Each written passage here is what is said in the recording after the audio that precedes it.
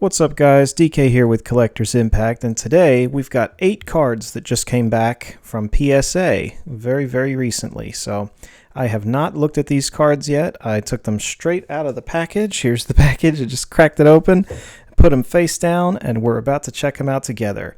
See if we get some gold or if we crash and burn on this particular submission. So, slight bit of background on it. There are 5 Magic cards here and 3 Pokemon cards, and this was part of a standard submission that I sent back in January. So it took a full 3 months to get that processed, whereas it normally takes 1, but with their backlog and everything, it took 3, which I think it takes even longer now. So honestly, I'm just happy to have them back. So before we jump into it, if you wouldn't mind, give the video a like if you like this type of content. It definitely helps with the algorithms and all that kind of stuff for the channel. And if you want to see more stuff like this in the future from Collector's Impact, definitely subscribe to the channel. Would love to have you on that subscriber list. Cool. So with the YouTube lingo out of the way, I will go ahead and start revealing. So this right here, there are 5 Magic cards. So we're going to do 2 Magic cards and then start rotating. So the first Magic card is... oh my God. Oh, yeah, a PSA 4 natural selection. So that is a bit lower than I was kind of hoping for, though it is quite off-center. As you can see, I was thinking of 5, but whatever. 5 or 6, but a 4, I guess it's okay. In situations like this, I have to say at least it's not a 3. But I think that we're probably going to have some even lower grade ones in this pile, to be honest and prepared for it. So yeah, overall not bad. I mean, it's still a reserve list card from Unlimited. There's not a lot of these in existence overall. If you look at every Magic card that was ever made, these are definitely super limited. This particular card was only ever printed in Alpha, Beta, Unlimited, and the Collector's Edition of Beta, or in the International Edition, whatever you want to call that particular set, which also had a very low print run. So that was it for this card. So it's definitely a potential good card investment for the future, even in a 4. So I'm good with that. Next, we've got, oh my God, they get worse. Look at this. Oh my God. Yeah, I can tell that this grader had a bad day, because that's rough, you guys. A 2, an Unlimited Cyclopean Tomb. I mean, this card is definitely, it's beat, but it is not a 2. I'm sorry. I don't agree with that one.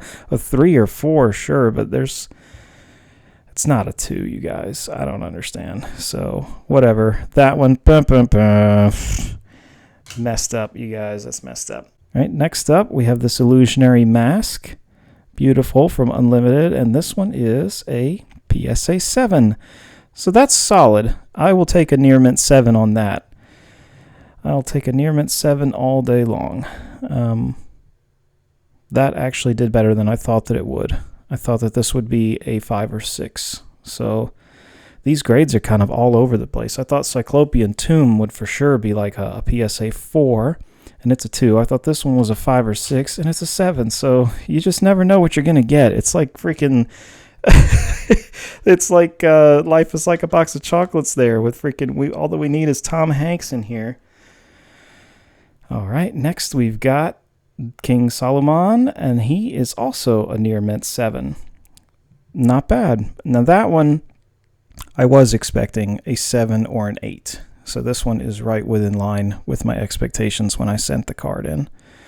Oops, and guess what, guys? I forgot some of those Pokemon cards. I got so excited about these Magic ones, I forgot the Pokemon cards.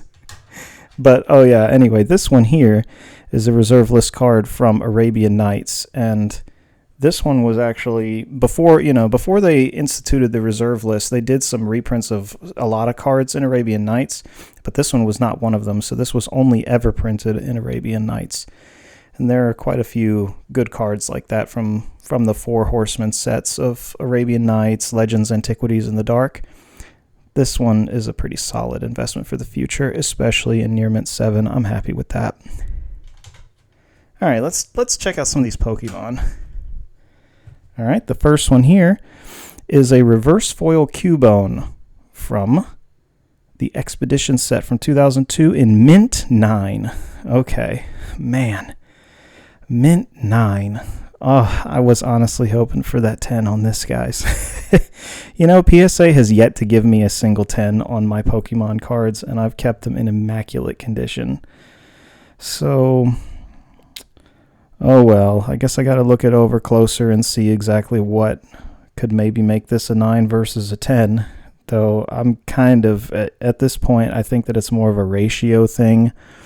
They have to issue a certain number of 9s and 10s to keep their database in a certain percentage. Maybe I'm wrong there. I don't know. Let me know what you think about that. But it just, sometimes these ratings don't feel like, they just feel kind of arbitrary sometimes with PSA and 9 versus 10.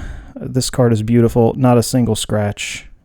So, whatever. I'll take a 9. But the deal is, with this particular card, if you have a 10 of this card, it's worth almost $1,000 in reverse foil, whereas the 9 is worth about $150, and it costs $50 to grade it, so it was definitely a dice roll gamble. But yeah, they just don't give out a lot of 10s on them, so that's definitely proof of that right there. All right, let's do another Pokemon one.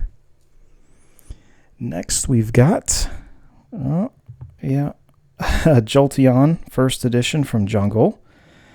Non-foil as a 9 as well. Once again, they won't hit me up with a 10, so maybe that last one will be a 10. That would really make my day. Because obviously with these particular cards, the difference in value between the 9 and 10 is staggering. So I think, last I checked at least, the PSA 9 of this one is around $150 to $200, whereas the PSA 10 would be well over 500 or so. So, damn. But hey, it's a 9. That's good. It's definitely good for the future if I don't flip it. I guess I wouldn't be flipping it, considering that I've had the card for 20 years already. So if I don't keep it any longer, you know what I mean, then I can give it a new home, or just keep it for the future, and it'll be just fine. All right, let's go ahead and get the last Magic card out of the way, because I know what this one is, and this one's going to be fun. If they gave my Cyclopean Tomb a 2, this is likely a 1. So let's see. Boom. Yeah, All Hallows Eve from Legends, and they gave it a 2 as well. Now, I can tell you with many, many years of experience with these dang cards that this card is easily 3 times more played than that Cyclopean Tomb. In fact, let's go ahead and look at this. So, I mean, I guess you probably can't see it too well on camera, to be honest here, but yeah, the Cyclopean Tomb is nowhere near as worn as this card. Let's check out the backs. All right, so here's the tomb. Hey, there's a bit of edge wear and whatnot. And it looks like there might be some damage here, which I don't recall really being on the card. So that's interesting. But this one definitely has, you see that damage right there. It had like a mini crease in it. It's not folded or anything. It's kind of a divot in the card, like where somebody put their thumb on it too hard. It was like, but you know, I guess since it's not fully creased, it got that 2 instead of the 1. So that's actually good. I was expecting a 1 on this, so to receive a 2, I'm okay with that. All Hallows Eve, again, is one of those reserve list cards from Legends. They only ever printed it in Legends. And it's got like a pretty big fan following, especially with the artwork, and it's by Christopher Rush. I mean, there's a lot of flavor in the card, and it's a good card in general. It's never going to be printed again, obviously. I mean, this is definitely, even in a 2 condition, it's worth $400 to $600, I would assume, maybe more. So I'm happy with it. It's nice. And the last card, come on PSA, hook me up. Maybe Walter White here will give us some luck. Come on, come on, come on, come on, come on. Oh my god. Yeah, Snorlax, first edition in, you guessed it, a 9. These are pack mint condition cards, guys. So they just don't give 10s anymore on Pokemon. I'm pretty convinced of that. I've sent in a bunch. I've never received a 10. So at least for vintage ones, I've never received a 10. And these were stored in the best possible way. They are literally pack fresh. There's They're super stringent on their grading. So there we go. 3 Pokemon 9s. They're good cards. Great cards. But with that grading fee, man, I was hoping for at least 110. But, oh well, shit happens. You know how it goes. So that's cool. At least they got 3 9s and they didn't give me an 8 or a 7 or something ridiculous like that. The only truly anomalous thing in here is that Cyclopean Tomb. Other than that, pretty solid, and I'm very happy with the Illusionary Mask being PSA 7. That caught me off guard and is a nice surprise, so thanks for that, PSA. Cool. Well, I hope that you guys enjoyed that video. If you liked the video, definitely give it a thumbs up. Again, it really helps with the algorithm and the channel and all of that kind of stuff. I would really appreciate it. And yeah, if you want to see more content like this in the future, both submissions and reveals to PSA, CGC, and other card and comic related content, definitely subscribe to the Collector's Impact. Would love to have you along for the ride. So thanks again for checking out the video, and I hope to see you back again real soon. Take care.